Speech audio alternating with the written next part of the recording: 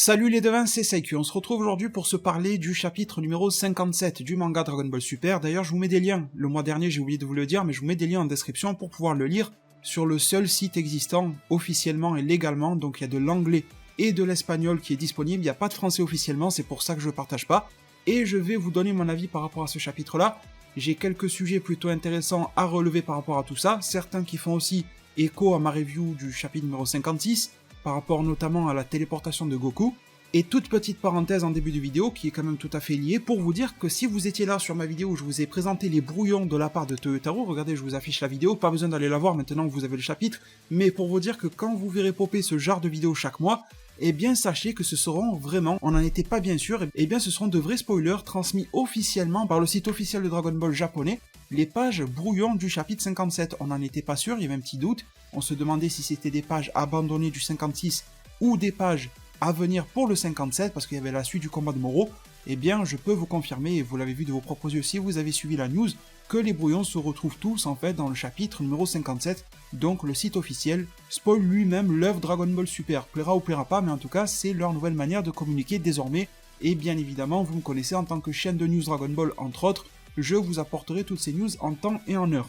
Alors, pour le chapitre numéro 57 en lui-même, comme j'ai pu l'écrire sur un petit tweet rapidement, je l'ai trouvé très cool. Par contre, il y a toujours le même problème que les autres mois, j'en avais déjà parlé, donc je vais pas m'étendre là-dessus parce que je l'ai déjà dit, mais tout simplement que je trouve qu'il y a un problème de rythme, et ça m'a l'air évident.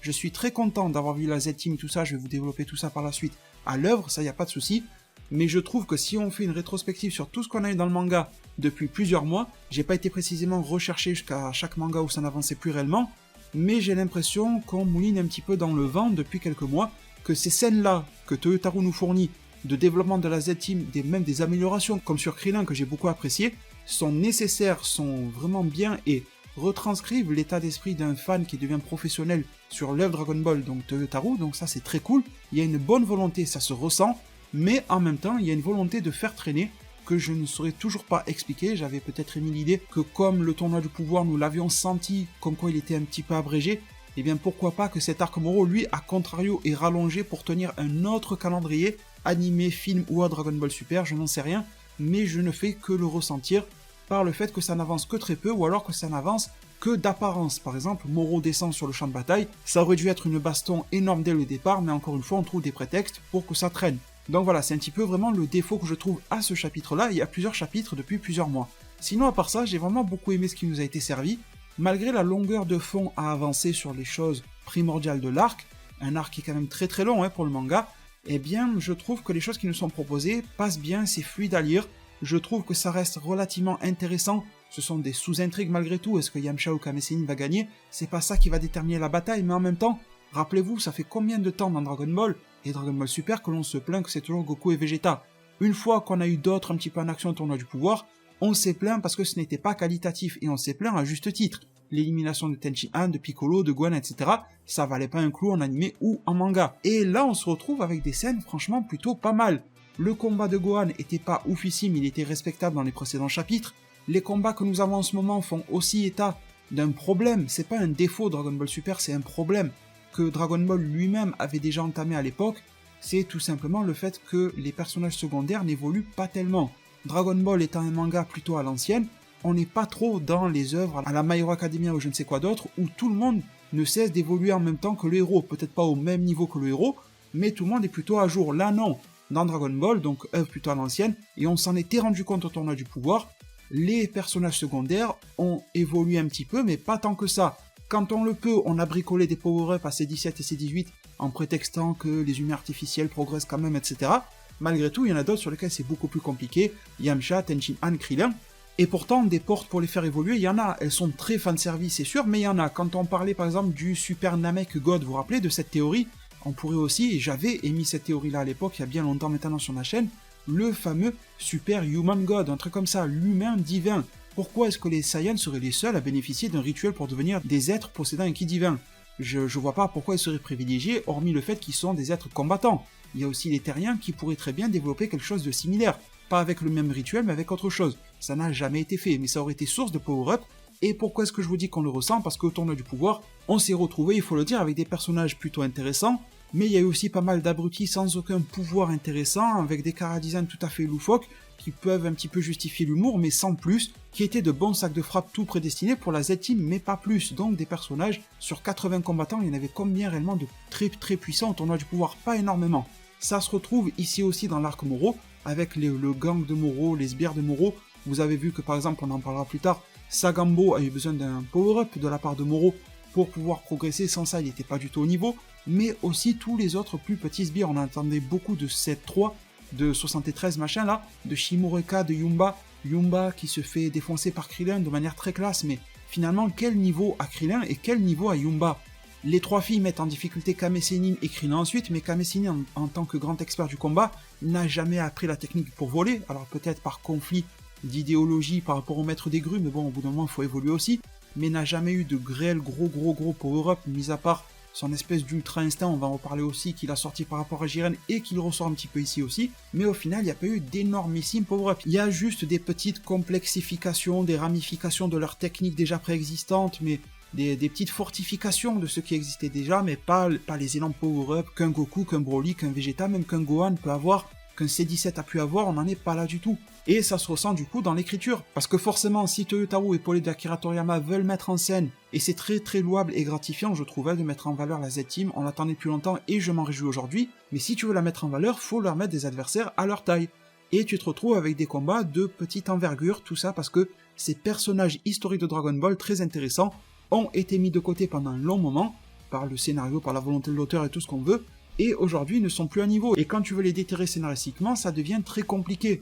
Du coup, vous savez ce que je pense de manière globale des combats. Après, de manière plus précise, j'ai beaucoup aimé l'ambiance Z-Team qui se rassemble au palais de Kami. C'est quelque chose qu'on a pu avoir dans le passé aussi. Il y a même un double jeu de mise en scène, il y a le rassemblement qu'on aime beaucoup. D'habitude, c'était plutôt à l'époque un rassemblement, ils se demandent qu'est-ce qui va se passer. Il y a peut-être un dans le lot qui sait détecter le ki, qui leur dit un petit peu ce qui se passe et tout ça, mais sans plus. C'est comme ça que l'on ressentait la tension. Ça fait aussi un aspect famille, même s'ils ne sont pas tous de lien de sang, Pilaf, Chichi, tout ça. Mais c'est cool de les voir se rassembler. Et le deuxième biais scénaristique et de mise en scène que j'aime bien, c'est les écrans de Bulma. J'ai envie de dire qu'il était temps aussi qu'elle nous ponde ça. Mais ça rappelle forcément, et je le disais dans les spoilers, et bien l'époque par exemple, mais ça rappelle d'autres époques aussi, où Chichi, avec son père, suivait à la télévision, c'était plus appuyé dans l'animé, le combat de Gohan SSJ2, ou en tout cas avant parce que les caméras ont pété, mais vous m'avez compris dans l'idée, le combat de Gohan ado face à Cell. J'aime beaucoup cette idée-là, et ça permet de fluidifier la compréhension de chacun, ça permet d'éviter qu'un tel raconte, tu perds moins de cases en fait à raconter le combat, c'est un peu un côté GoTube, mais là c'est plus logique, c'est plus cohérent, des drones, Bulma en est largement capable, vraiment il y a tous les moyens, j'ai bien aimé, du coup ça permet d'avoir des interactions sympas, de voir Chichi qui dit « Mais est-ce que je vais voir mon petit Gohan à l'action ?» Enfin, petit Gohan, il a quel âge, il fait quelle taille, il est plus petit mais ça reste sa maman, et lui il est au combat face à des adversaires de niveau galactique, donc c'est normal qu'elle s'inquiète pour lui. J'ai beaucoup aimé, c'est quelque chose qui manque à Dragon Ball, c'est quelque chose qu'il aurait fallu avoir plus souvent dans Dragon Ball Super pour faire monter la tension, et là on l'a.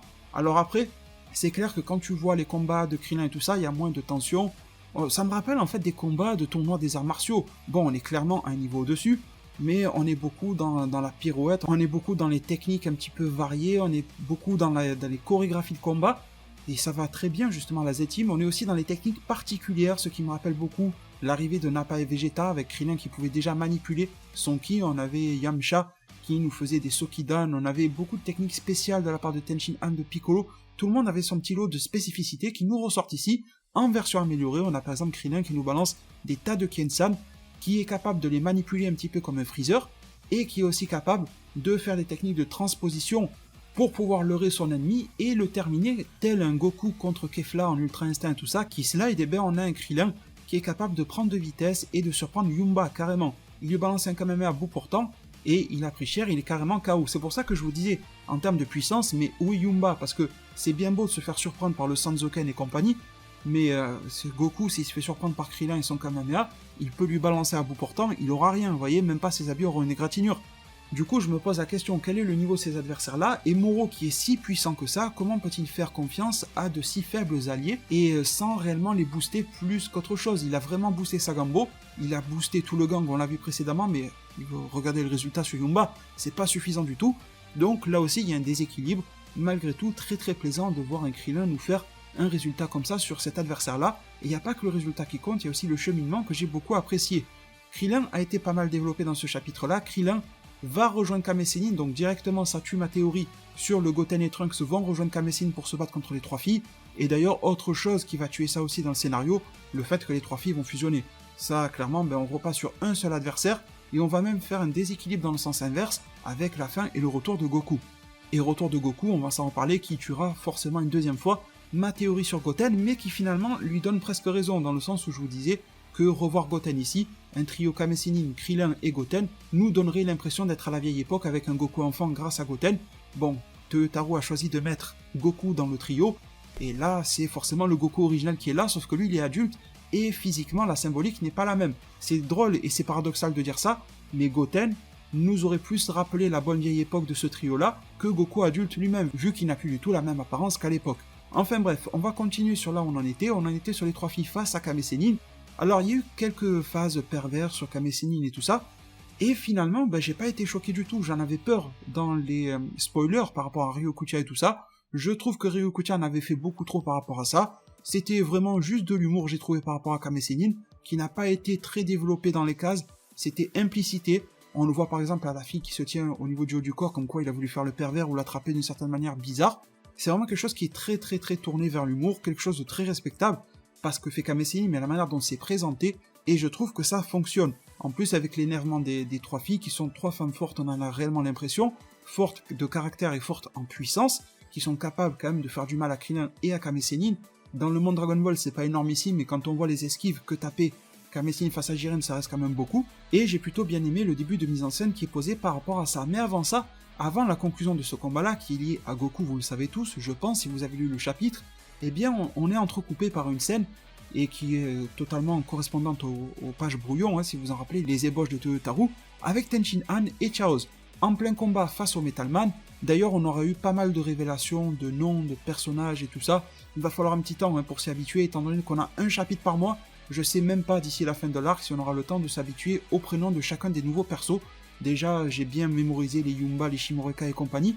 Mais en tout cas, là, on a du combat entre le Metal Man et Tenshin Han. Tenshin Han fait ce qu'il peut au mieux au combat au corps à corps, mais ça ne marche pas. Forcément, par rapport à cette grosse carapace de métal, comme son nom l'indique, de la part de ce personnage-là. Personnage, donc Metal Man probablement de l'univers 7, qui répond au nom de Bikura Koita. Et d'après Frieza-sama, si on voit sa page Twitter, elle nous dit que Bikura Koita, je n'ai pas mis l'accent bien sûr, mais vous m'avez compris, de toute façon c'est écrit à l'écran, vient de l'expression Bikura Koita tout collé, qui signifie être très surpris, tout comme Oto Mageta, qui vient aussi d'une expression qui veut dire être surpris. Donc on n'a pas un jeu de mots sur la nourriture, visiblement avec les Metal Man, mais un jeu de mots sur le fait d'être surpris. C'est un petit peu spécial, mais bon, pourquoi pas, l'auteur en est libre. Ensuite, donc ce combat progresse, et l'issue du combat, on va pas passer par 4 chemins, c'est la même que contre Mageta, c'est qu'il faut insulter le Metal Man, et Tenshin Han n'en est pas capable. Alors c'est vraiment discutable comme solution à ce combat-là, non pas le fait qu'il faut l'insulter, ça me dérange pas qu'ils aient les mêmes caractéristiques d'un univers à l'autre, ça je m'en fous. Par contre, est-ce que Tenshin Han n'est réellement pas capable d'insulter? Eh bien si on reprend la jeunesse de Tenshin Han, quand il arrivait dans le tournoi des arts martiaux et tout ça, en fait à l'époque il insultait le premier qui lui passait devant, il était vraiment méprisant, irrespectueux et insultant par rapport à ses hypothétiques adversaires. On s'en rappellera tous, et d'ailleurs Tenshin Han était plus voué à se tourner vers le mal par rapport à son ancien maître, y compris Chaoz, et Tenshin Han a fini par tourner énormément vers le bien. Il nous rappelle un petit peu aussi les moines, j'en ai l'impression, en tout cas l'image du cliché du moine bouddhiste, et c'est à ça que je pense, donc plus maintenant vers une touche de pureté. Même son seiyuu est très calme quand vous l'entendez parler, les propos qui sont utilisés pour lui sont très apaisés, le chara-design du personnage a aussi évolué, on le voit sur son regard qu'il est beaucoup plus calme qu'avant, il est beaucoup plus réfléchi, beaucoup plus mature. Alors, en soi, il en est capable d'insulter vu qu'il a fait à l'époque, mais ça fait tellement d'années, c'est une époque tellement révolue pour lui, que je pense que le truc c'est pas que c'est hors de sa nature de ne pas insulter, mais qu'il a expulsé ça de sa nature depuis très longtemps, et que ça lui fait un certain mal psychologique, une certaine barrière, je devrais dire psychologique, d'y retourner. C'est comme ça que je l'ai perçu par rapport au personnage, et ça nous montre vraiment que Tenshin Han est devenu un personnage qui a plus qu'un cœur pur désormais. Après, ça ne veut pas dire que Chaoz n'a pas un cœur pur, mais ça veut peut-être dire que Chaoz, même s'il a renié ce qui pouvait être lui-même de l'époque, quelqu'un aussi de très insultant, de méprisant et compagnie, il est quand même capable de faire un petit peu plus vite machine arrière.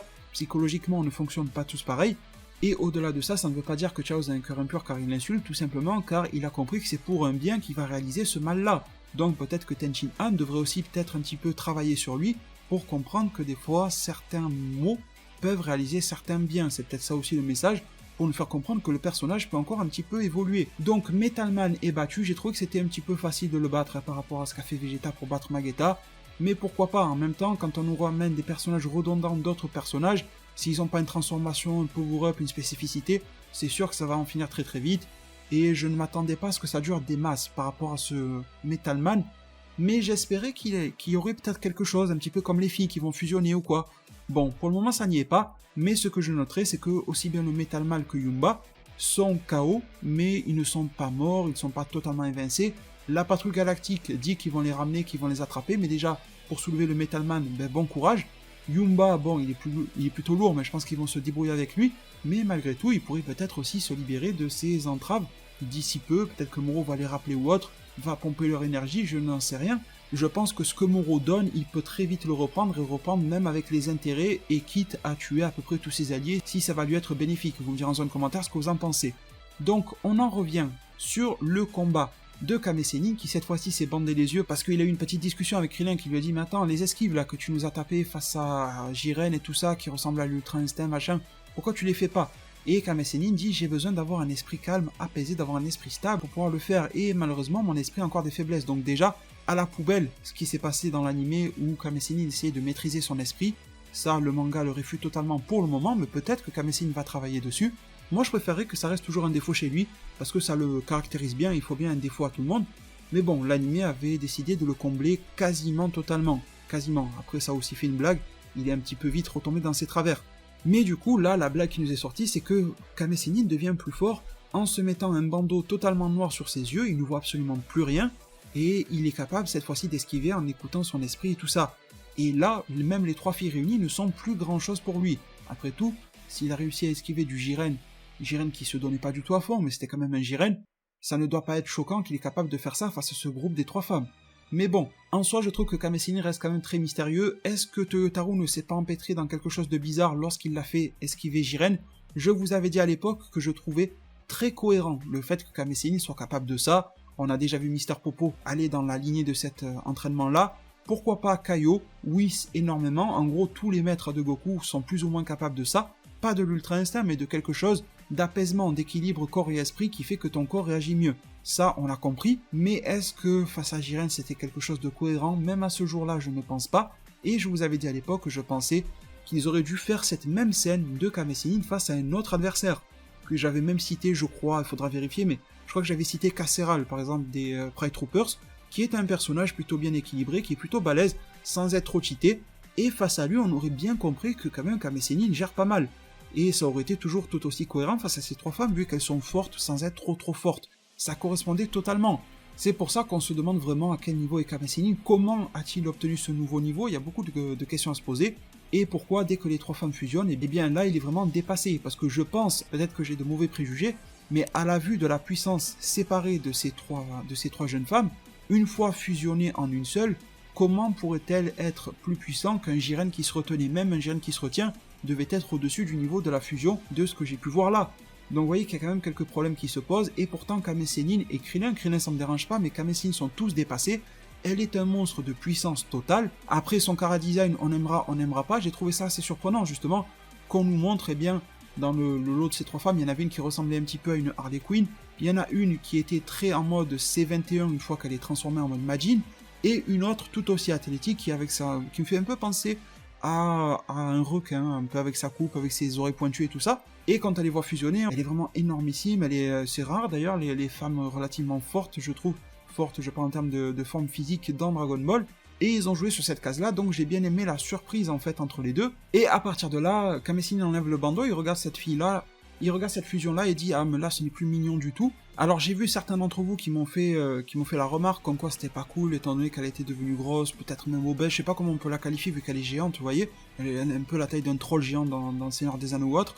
Est-ce que ça alimente la grossophobie ou autre? Sincèrement, à la lecture, après faudrait voir les termes originaux en japonais, j'en ai pas réellement l'impression. Parce qu'au final, on se retrouve avec une femme qui fait plus penser à une sorte de monstre, vu sa taille et ses proportions. Elle fait combien là? Elle fait 5 mètres de haut, un truc comme ça. Donc je pense pas vraiment que Toyotaru ou Toriyama ont voulu dire regardez elle est grosse donc elle a perdu la beauté que les trois jeunes filles pouvaient avoir. Je pense pas que c'est ça, c'est plus comme le dit Kame Sennin, non elle est pas mignonne. On est d'accord sur le fait qu'elle n'est pas mignonne du tout, elle a un air un petit peu démoniaque sur son visage, je pense que c'est plus ça qu'il faut capter que sa corpulence en fait. En tout cas, c'est plus de cet œil-là que je l'ai perçu, et en plus, derrière, on ressent que c'est un monstre aussi de puissance qui tabasse dans tous les sens, donc clairement, la mignonnerie des trois Kamessine l'a perdu de vue, il peut enlever le bandeau et se battre de manière normale. Je n'aime vraiment absolument pas qu'il y ait de la discrimination, que ce soit dans les œuvres ou pas, et là, de manière très personnelle, je n'ai pas perçu vraiment de discrimination envers un certain groupe ou un autre. Vraiment, vous me direz dans un commentaire ce que vous en pensez. Donc Yamcha est plutôt éclipsé dans ce chapitre-là, on le voit vite fait sur la télé, il se prend des coups dans la tête, des gauches, des droites, il y a même du sang un petit peu qui gicle de sa bouche. Pour lui, ça ne m'étonne pas, s'il venait à perdre, on verra bien ce que ça va donner par la suite. J'aimerais quand même qu'il ait une phase, encore une fois, nouvellement cool. Le personnage apparaît peu dans l'œuvre, on a tous lu maintenant les Yamcha Gaiden et tout ça, ça serait cool quand même qu'il brille encore une fois, et non pas qu'il se prenne une raclée juste après avoir brillé pendant 30 secondes le temps de quelques pages dans le précédent chapitre. J'aimerais qu'il ait encore une phase où il brille, et comme je vous l'avais dit, c'est pourquoi pas Moro absorbe l'énergie de tout le monde, Yamcha en fait partie, il est KO, et au moins il se prend pas une raclée du siècle uniquement pour lui-même. Donc juste avant d'avoir la conclusion définitive du chapitre, il y a quand même un gros morceau qui arrive, c'est Moro. Moro qui descend avec Sagambo. J'ai beaucoup aimé la phase avec C17, elle est très courte, mais elle est très plaisante face à 73, déjà j'ai trouvé que c'était parfait, que ça soit C17 ou C18 qui viennent à bout de ce personnage-là, que ça soit les deux ensemble, un ou l'autre, ça ne me dérange pas. J'ai bien aimé la tactique en fait de C17, on aurait dit qu'il allait lancer 2 boules de ki sur lui, il s'en est servi comme propulseur, qui rappelle forcément le Kamehameha par les pieds de Goku pour se propulser. Ça j'ai beaucoup aimé, un chapitre qui n'avance pas énormément sur l'histoire de fond, mais qui fait preuve de beaucoup d'ingéniosité pour apporter des petites nouveautés par-ci par-là aux personnages que l'on connaît déjà depuis longtemps. Sauf que suite à ça, ça va forcément sentir le roussi pour la Z-Team. On a Moro qui débarque en mode Piccolo Daimao qui tenait Tenshinhan par la tête. Je sais pas si vous l'avez remarqué, déjà on a Moro au début du chapitre qui se tient au-dessus de son vaisseau, tel un Piccolo Daimao qui regardait à l'horizon au-dessus de son vaisseau. Et là, on a une scène très similaire, Moro à la place de Piccolo Daimao qui tient par le crâne 7-3. 7-3 qui me rappelle forcément la pose que pouvait avoir Tenshinhan, sauf que là on n'est pas dans les mêmes rapports humains, si je peux appeler ça comme ça, dans le sens où Tenshinhan était ennemi total de Piccolo Daimao, 7-3 est serviteur de Moro, il l'a donc récupéré d'une manière un petit peu brute pour le sauver entre guillemets, mais on se rend compte qu'il n'est pas énormément attaché à lui. Il le balance vers Shimurika et lui dit « Fais-le récupérer à lui, j'en aurai besoin plus tard ». Donc déjà je pense que ça c'est un élément de scénario. Imaginez si on a deux personnages avec des capacités de Moro en action, en gros on aurait presque 2 Moro sur le champ de bataille. Après, quand Moro dit j'en aurai besoin plus tard, est-ce que si il absorbe les pouvoirs de 7-3, est-ce qu'il pourrait pas accentuer ses propres pouvoirs, vu qu'il va réabsorber sa propre technique? Enfin, on peut machiner peut-être quelque chose comme ça, même si de base Moro est censé absorber juste le ki. Enfin, le ki, le genki, toute forme d'énergie. Donc on aura pu croire, on aura pu se hyper à l'instant d'une page ou deux sur le fait que Gohan aurait pu se taper contre Moro, mais là, comme je vous l'ai dit, eh bien le rythme se casse parce que on aurait pu perdre du temps, si je peux m'exprimer ainsi, avec Gohan face à Moro, on aurait pu perdre des pages, perdre un chapitre ou autre, même si ça ne fait pas trop progresser l'histoire, mais avoir quelque chose. Finalement, on en reste sur un Moro qui descend, tu te demandes pourquoi il est descendu sur le terrain. Il a rien fait de spécial, il a juste permis de sauver Shimurika et 7-3, il a ramené Sagambo, mais Sagambo aurait pu descendre tout seul, Moro aurait pu lui donner le power-up en haut, donc cette phase avec Moro est cool, mais en même temps j'ai du mal à la suivre, à la comprendre. Personne, tout le monde se regarde, personne ne lui fonce dessus pour le taper. Peut-être que la Z-Team en a beaucoup entendu sur lui et ont un petit peu peur aussi de le rusher. Moro qui les regarde et qui a la capacité d'absorber mais qui n'absorbe pas. Un Moro qui n'arrête pas de commettre des erreurs, et ça je vous en parle depuis tellement de reviews. Moro qui à chaque fois laisse ses adversaires progresser sans sortir. C'est clair et net que sa perte est signée depuis un moment par rapport à ça, depuis qu'il a laissé Goku et Vegeta s'entraîner alors qu'il les avait sentis progresser. Et maintenant, vu qu'il laisse la Z-Team inerte, et en plus, si Moro avait tenté d'absorber là dès maintenant, il aurait peut-être senti que pour C17 et C18, il ne pouvait pas les absorber. Donc Moro, à force de laisser la Z-Team se développer, il va leur donner des atouts en main sans même le vouloir, peut-être pas, peut-être qu'il présume trop de sa propre force en tout cas, et je pense que tôt ou tard il va se retrouver face à de mauvaises surprises pour lui. Donc finalement, ça me plaît pas vraiment, mais on est obligé de faire avec, on va se retrouver avec un Sagambo. Alors je suis content que Sagambo passe à l'action, je le voulais depuis un moment, et je vous avais même dit, j'espérerais même que ça pourrait être un Sagambo face à Gohan. Bon, ça va être Sagambo face à tout le monde. Mais bon, la manière dont il est amené, le combat de Sagambo aurait pu être très différent. J'aurais préféré vraiment que Sagambo descende tout seul, qu'il ait déjà le power-up. Ça aurait fait un petit peu boss de jeu vidéo, dans le sens où un mode arcade, où tu dois franchir tel palier, pour que le boss se ramène. Mais ça aurait pu paraître logique que Moro, dans la hauteur de son vaisseau, eh bien, se sentent au-dessus de tout, que en bas, ils n'aillent pas le chercher parce qu'il est tellement terrifiant et il a des capacités tellement bizarres que vaut mieux pas le chercher et attendre Goku et Vegeta, ça aurait pu se jouer, difficilement, mais ça aurait pu. Mais là, de la manière dont ça a été fait, ça me plaît pas vraiment. Bon, après, il y a le power-up de Sagambo. Power-up, somme toute classique, on est d'accord, hein, ses muscles explosent, on dirait un torse poilu de Chuck Norris. Bon, il fait pas grand-chose en fait, en termes d'apparence. Il a toujours la même gueule, c'est normal, en même temps c'est qu'un power-up. Bon, on aurait pu s'attendre à quelque chose de plus évolué qu'une musculature qui explose, mais en même temps ça fait toujours son petit effet, et visuellement on comprend immédiatement que le personnage a pris. Ça c'est clair et net, après les grosses masses et les grosses brutes, ça ne dure jamais non plus longtemps. Mais malgré tout, cette brute-là de Sagambo tire réellement son épingle du jeu. Il ne se bat pas en 1 contre 1, il se bat contre absolument tout le monde, donc le power-up qui lui a été donné est absolument indescriptible de la part de Moro, et Goku et Vegeta vont avoir très fort à faire par rapport à lui. Je me demande à quel niveau Moro est maintenant. Il vient de donner une fraction de son pouvoir, et vous avez vu ce que ça donne sur Sagambo. Gohan, Piccolo, on a C17, C18, on a peut-être Jaco aussi dans le lot qui se battent contre lui, et ils n'y arrivent pas. Ils n'arrivent même pas à l'immobiliser tous ensemble. Il arrive à se libérer de leur étreinte, à les fracasser tous un par un. Franchement, il envoie du lourd ce Sagambo, ce n'est qu'une fraction de pouvoir de Moro qu'il a en lui. Imaginez la force qu'a Moro en lui. Est-ce que Moro a d'ores et déjà dépassé Broly? Je pense que c'est une vraie question à se poser maintenant. Malheureusement, la réponse à cette question-là ne sera pas donnée, parce que tout simplement on va passer sur autre chose. On a Gohan et C17 qui sont quasiment KO au sol. Debout, il ne reste pas les meilleurs éléments, hein. Il reste C18, Piccolo et Jaco. Allez, ça où ça va mener. On pourrait s'attendre à une arrivée héroïque de Goku et Vegeta, mais ce n'est pas le cas pour le moment. Du côté de Yamcha, on en apprend un petit peu plus sur son adversaire, qu'il est un des conseillers de Sagambo et tout ça. Bon, je pense pas que celui-là, là, avec sa tête de dinosaure un petit peu maigrichon, là, osseux, va faire long feu, mais il a l'air d'être un petit peu plus au-dessus des autres. Après, on a quand même Yamcha, Tenshin Han et Chaoz. Chaoz avec des techniques de télékinésie qui peuvent être très intéressantes. On a Tenshin Han qui peut sortir son épingle du jeu grâce à son super Kiko, qui peut être extrêmement puissant s'il le veut. Yamcha avec des techniques spéciales et surprenantes comme, par exemple, le Sokidan. Je pense que ça peut faire l'affaire face à ce gars-là. Après, on ne connaît pas sa puissance, donc je ne peux pas non plus en préjuger. Bref, ça sera la deuxième énigme de ce chapitre-là. Est-ce que Yamcha et Tenshin Han et Chaoz vont s'en sortir? Et la première étant, est-ce que les combattants de Sagambo vont s'en sortir par eux-mêmes ou vont-ils recevoir une aide de la part de Vegeta? En parlant d'aide, il y a un groupe qui va en recevoir, ce n'est pas de la part de Vegeta, c'est de la part de Son Goku. C'est donc Krillin et Kame Sennin qui s'avouent être battus. On a Krillin qui fait quand même preuve de beaucoup d'honneur, qui dit qu'il sera battu jusqu'au bout et qui compte se battre jusqu'au bout face à cette femme absolument gigantesque, cette fusion-là, absolument monstrueuse de puissance par rapport à eux et aussi en taille, qui les cherche un petit peu partout. La mise en scène nous montre un petit peu la tension qu'il y a sur le combat, ils essaient de se cacher mais elle va finir tôt ou tard par les trouver. D'ailleurs, est-ce qu'elle ne sait pas sentir le ki? Ça aussi c'est une question. Elle a l'air aussi très rancunière vu qu'elle lâche pas le morceau. Après peut-être que ça serait un déshonneur de revenir face à Moro en lui disant j'ai laissé mes adversaires à moitié KO mais je ne sais pas vraiment s'ils sont foutus ou pas.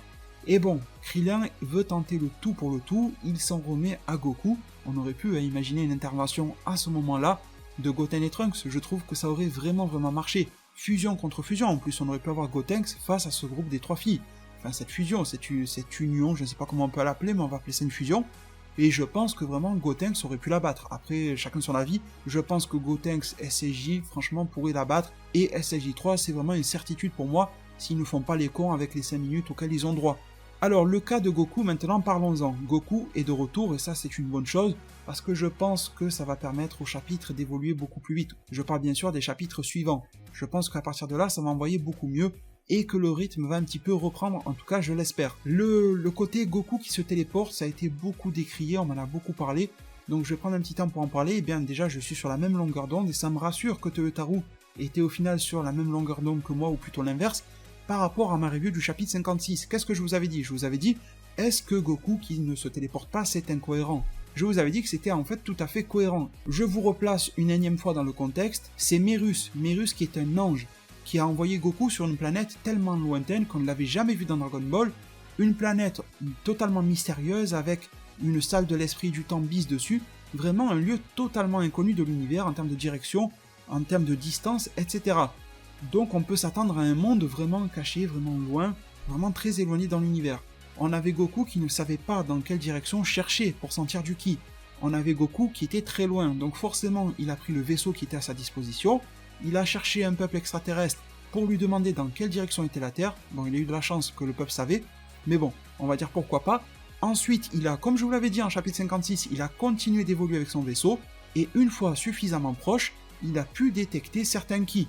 Et il a pu détecter en priorité le ki de Gohan, le ki de Tenshin Han pendant un combat, de Chaoz et de Yamcha. Probablement, ça n'a pas été montré qu'il a senti celui de Piccolo ou autre, mais principalement, c'est ceux qui sont en plein combat qu'il a pu sentir. D'ailleurs, étant donné qu'il sent le ki de Gohan qui est en train de se prendre une patate, est-ce que Gohan s'est relevé et recommence à se battre, ou est-ce qu'il y a un peu comme un délai de circulation pour le ki, comme la vitesse de la lumière, la vitesse du son, est-ce qu'il y a la vitesse du ki?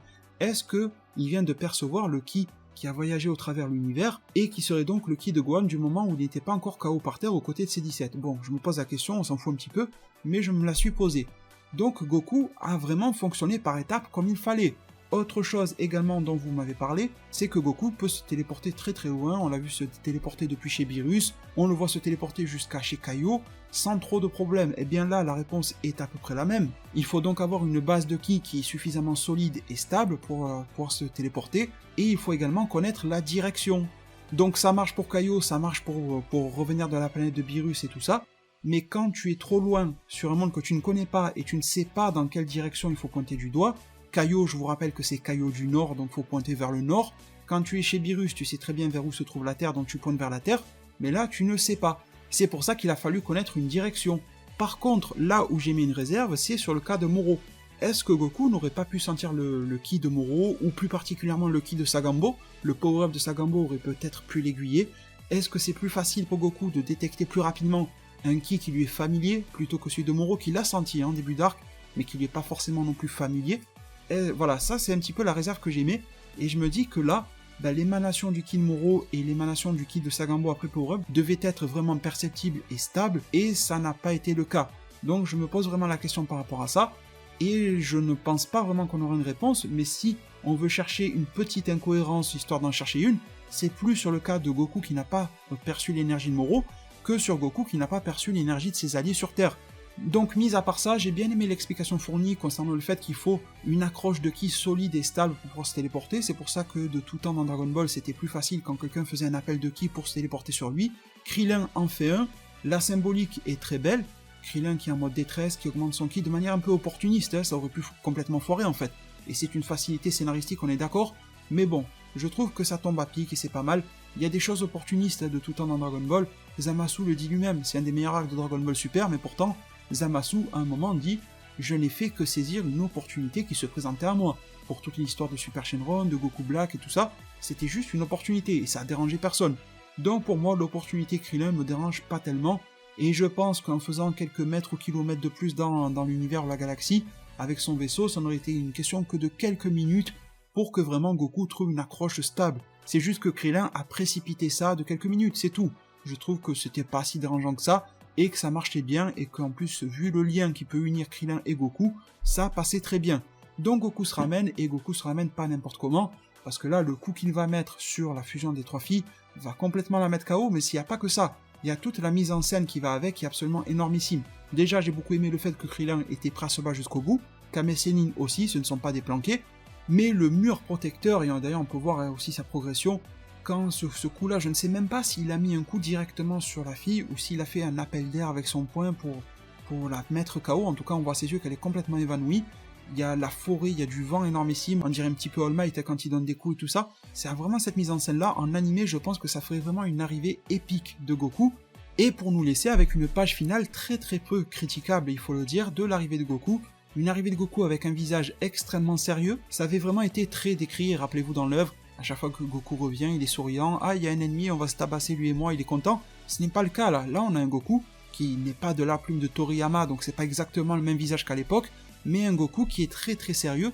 Pourtant son adversaire, là c'est pas le plus grand des adversaires pour lui, hein. Vraiment là c'est pas comme s'il y avait Moro en face ou quoi, il est déjà très sérieux, même l'air de regard quand il tourne sa tête nous rappelle un petit peu plus le Goku qu'on a connu vers la fin de Dragon Ball ou pour l'anime, pour la fin de DBZ, un Goku nettement plus mature qui prend en charge les problèmes sur ses épaules, qui se veut aussi rassurant, rien que par son air de visage, mais aussi par ses paroles, qui s'excuse d'arriver un petit peu plus tard, mais qui quand même fait le taf. J'aime beaucoup. Après, vous voyez, quand on veut se plaindre, on trouve toujours de quoi se plaindre. Je vois sur les réseaux, maintenant, vu que Goku est arrivé avec la tête qu'il fallait, ah ben regardez, c'est toujours la même pose que Toyotaru met à tous les personnages. Écoutez, cette pose, oui, Toyotaru la surexploite depuis Dragon Ball Heroes, le manga Heroes, et même depuis Dragon Ball After Future, il l'utilisait déjà. Mais personnellement, là, je trouve que c'est chercher des problèmes là où il n'y en a pas. La pause marche très très bien. C'est pas comme s'il l'utilisait à chaque chapitre non plus. Toyotaro la maîtrise plutôt bien. Elle rend bien, elle donne un air cool et badass à Goku, avec le visage qui va bien. Peut-être que ça pêche un petit peu sur son bras. Regardez au niveau du coude. Il est un petit peu maigrichon. Là, je trouve le bras de Goku. Mais sinon, à part ça, franchement, je n'ai pas grand-chose à redire de cette page-là.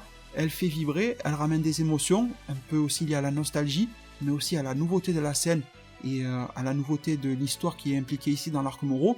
Ça fonctionne extrêmement bien. Franchement, pour se plaindre sur ce genre de scène, faut vraiment en vouloir à Dragon Ball Super. Je trouve, personnellement, ce n'est que mon avis, mais je pense que là, c'est vraiment chercher un petit peu trop loin les défauts là où il n'y en a pas vraiment. Donc en tout cas pour ma part, fin de chapitre très rassurante, toute cette intrigue là avec Goku. Le retour de Goku est là, ça pourrait aussi en dire long sur l'issue du chapitre. Goku est là avant Vegeta, alors que pourtant, je pense que Vegeta aurait pu se téléporter plus facilement grâce au Yardra qui certes maîtrise la même technique que Goku, mais étant donné que pour eux c'est un petit peu inné entre gros guillemets, hein, c'est un petit peu inné, mais en tout cas c'est leur technique, ça leur appartient, ils sont capables de mieux se téléporter que Goku, ils connaissent déjà la direction de la Terre, je pense qu'ils auraient pu téléporter Vegeta depuis un bon moment, mais Vegeta dans l'histoire, et donc par la volonté de Toyotaro a refusé de venir si vite, c'est peut-être que nous aurons un Vegeta qui va venir dans le prochain chapitre, ou dans 2-3 chapitres plus tard, et qui va s'ériger en tant que grand sauveur de l'arc. Ça m'étonnerait, mais on se rappelle quand même que Toyotaro a toujours dit vouloir redorer le blason de Vegeta. Est-ce que ça peut se faire